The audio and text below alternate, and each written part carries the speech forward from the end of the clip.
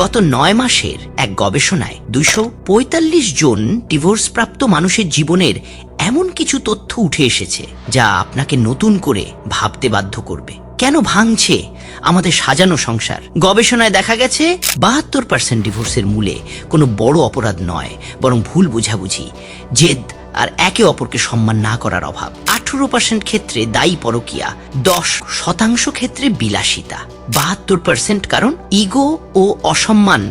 সব থেকে অবাক করা তথ্য হলো ডিভোর্সের পর 92% মানুষই অনুতপ্ত।